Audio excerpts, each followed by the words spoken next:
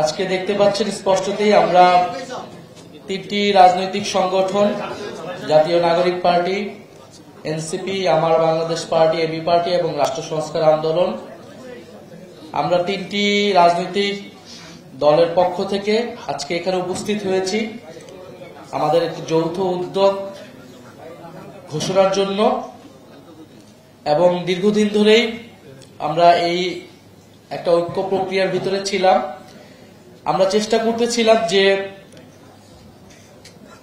২৪-এর গণ অভ্যুত্থানের পরে যে পরিবর্তনের আকাঙ্ক্ষাটা বাংলাদেশে তৈরি হয়েছিল, মানুষের মধ্যে তৈরি হয়েছিল এবং যেখান থেকে দাবি উঠেছিল নতুন বাংলাদেশের এবং সংস্কারের, কিন্তু আমরা ঐক্যমত কমিশনের পুরো প্রক্রিয়ায় এবং গত প্রায় দেড় বছরে আমরা কিন্তু তার সম্পূর্ণ বাস্তবায়ন করতে পারি নাই। আমাদের সেক্ষেত্রে অনেক জায়গায় হতাশা রয়েছে।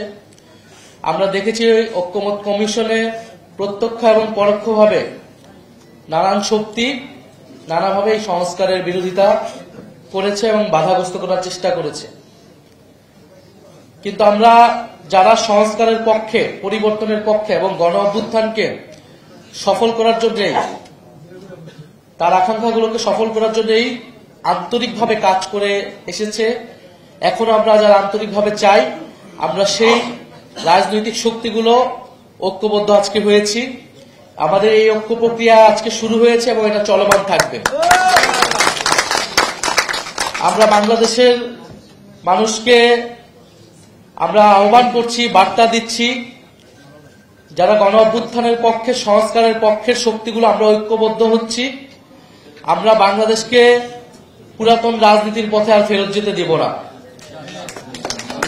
আমাদের একটা কমিটমেন্ট ছিল ৫ই আগস্টের পরের বাংলাদেশ এবং আগের বাংলাদেশ এক হবে না। আমরা নানা আলামত দেখছি যে বাংলাদেশ হয়তো আগের মতোই হয়ে যাবে। আমরা সেই ধরনের হতাশা এবং ভীতি মানুষের ভিতরে দেখতে পাচ্ছি। আমরা সেই সাহসটা জানাতেই আজকে এসেছি। আমরা আমাদের শক্তি সামর্থ্য দিয়ে বাংলাদেশের যে পরিবর্তনের যাত্রা শুরু হয়েছে সেই যাত্রার পথে থাকব এবং যারা অন্যান্য রাজনৈতিক দল রয়েছে যারা এই পরিবর্তনের পক্ষে কাজ করতে চায়, আমরা তাদেরকে আহ্বান জানাবো এই ঐক্য প্রক্রিয়ায় যুক্ত হতে। এই ঐক্য প্রক্রিয়া চলমান থাকবে। আমরা তিনটি রাজনৈতিক সংগঠন সংস্কারকে সামনে রেখে, বাংলাদেশের জাতীয় মর্যাদা এবং অর্থনৈতিক মুক্তির প্রশ্নকে সামনে রেখে আমরা ঐক্যবদ্ধ হয়েছি। আমাদের এই যৌথ প্রক্রিয়া বা এই প্রক্রিয়াকে আমরা নাম দিয়েছি গণতান্ত্রিক সংস্কার জোট। আমরা গণতান্ত্রিক সংস্কার জোট বলছি এই কারণে যে বাংলাদেশে বিগত ১৬ বছর এই লড়াইটা কিন্তু হয়েছিল গণতন্ত্রের জন্য, গণতন্ত্র প্রতিষ্ঠার জন্য। সেই গণতন্ত্র প্রতিষ্ঠার জন্য সংস্কারের আলাপগুলো ছিল। ফলে নির্বাচন কেবল ক্ষমতার পরিবর্তনের জন্য হবে না। এই নির্বাচনটাকে আমরা রাজনৈতিক নির্বাচনে পরিণত করতে চাই দেশ বদলের জন্য, সংস্কার প্রক্রিয়া বাস্তবায়নের জন্য এবং আমাদের অর্থনৈতিক মুক্তির যাত্রাকে অব্যাহত রাখার জন্য আমরা এই নির্বাচনে অংশগ্রহণ করতে চাই এবং আমরা সেটা ঐক্যবদ্ধভাবে অংশগ্রহণ করব নির্বাচনে। আমরা দেখছি দেশ আজকে বিভাজিত হচ্ছে,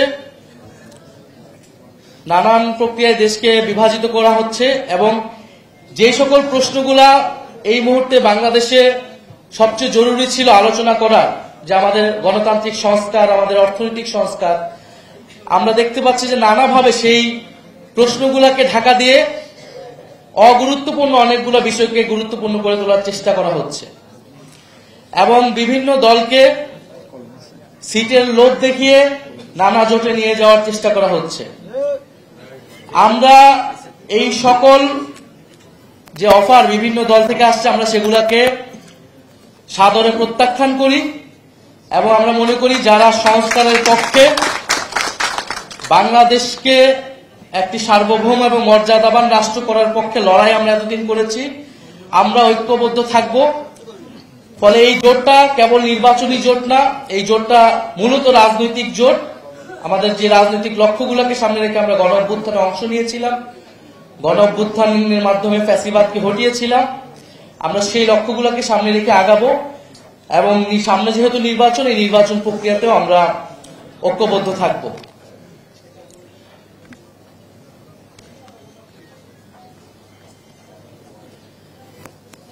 এবং আপনারা জানেন যে আমাদের এই জোট প্রক্রিয়া আরো কিছু সংগঠনের নাম আপনারা শুনেছেন, মিডিয়াতে এসেছিল, তাদের সাথে আলাপ আলোচনা চলমান রয়েছে। আমরা মনে করি আরো অনেকগুলো দলের সাথে আমাদের এবং আরো অনেকগুলো রাজনৈতিক শক্তির সাথে আমাদের আলোচনা চলমান রয়েছে। আমরা চাই যে জুলাইয়ের শক্তিগুলা যারা পরিবর্তনের পক্ষে আছে, যারা পুরাতন রাজনীতির পথে দিতে যায় না, তারা আমরা ঐক্যবদ্ধ থাকবো এবং এই নির্বাচনে আমরা একসাথে এক মার্কায় আমরা অংশগ্রহণ করব, এই প্রত্যাশা আমরা রাখছি। আমরা কিছু উদ্বেগ আজকে এই সংবাদ সম্মেলন থেকে প্রকাশ করতে চাই। আমরা খুব, আপনারা দেখেছেন মিডিয়াতে, এটা সোশ্যাল মিডিয়াতে এটা এসেছে যে এবি পার্টির সাধারণ সম্পাদক ব্যারিস্টার ফুয়াদ ভাই, ওনাকে বরিশালে ওনার নির্বাচনী প্রচারণার সময় ওনাকে হেনস্থা করা হয়েছে, নির্বাচনী কাজে বাধা দেওয়া হয়েছে এবং লক্ষ্মীপুরেও আসম আব্দুর রব, ওনার যে নির্বাচনী আসন, সেখানেও ওনার স্ত্রী তানিয়া রবের যে নির্বাচনী প্রচারণা, সেখানে বাধা দেওয়ার চেষ্টা করা হয়েছে, অফিস ভাঙচুর হয়েছে। অর্থাৎ আমরা যেই প্রত্যাশা করেছিলাম যে একটা সুষ্ঠু নিরপেক্ষ নির্বাচন, যেখানে মানুষ স্বতঃস্ফূর্তভাবে ভোট দিবে এবং তার মত প্রকাশ করবে, আমাদের নির্বাচনী সংস্কৃতিতে যে আমরা দেখেছি যে ভোট কেন্দ্র দখল, জবরদস্তি এবং একটা আধিপত্যমূলক এবং ফ্যাসিবাদী আচরণ করা হয় রাজনৈতিক দলগুলোর পক্ষ থেকে, সেই আচরণ কিন্তু আমরা দেখতে পাচ্ছি যে শুরু হয়ে গিয়েছে। আমরা বলবো যে এই প্রক্রিয়ায় দেশ চালাতে গিয়ে, নির্বাচন করতে গিয়ে কিন্তু একটা দল এই দেশ থেকেই বিতাড়িত হয়েছে। ফলে যেই অহংকার, যে আত্মহমিকা অন্য রাজনৈতিক শক্তির উপরে, ভিন্ন মতের উপরে এরকম দমন পীড়ন করে, তার বিরুদ্ধে গিয়ে কিন্তু গণঅভ্যুত্থান হয়েছিল এবং অহংকারের পতন হয়েছিল। ফলে এই বাংলাদেশে যদি কারো মনে করে যে আগামী নির্বাচনে গায়ের জোরে দখলদারিত্বের মাধ্যমে নির্বাচনে তারা ভোট আদায় করবে, অথবা ধর্মের নামে মানুষকে প্রতারণা করে ভোট আদায় করবে, তারা উভয়ই পরাজিত হবে।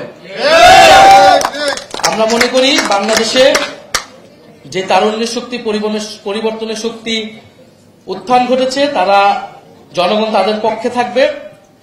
আমরা আজকে এই ঘোষণা করলাম, আপনাদের কাছে, সকলের কাছে সহযোগিতা চাচ্ছি যে আমাদের উচিত ছিল এই ঐক্য প্রক্রিয়াটা আরো আগেই হওয়ার।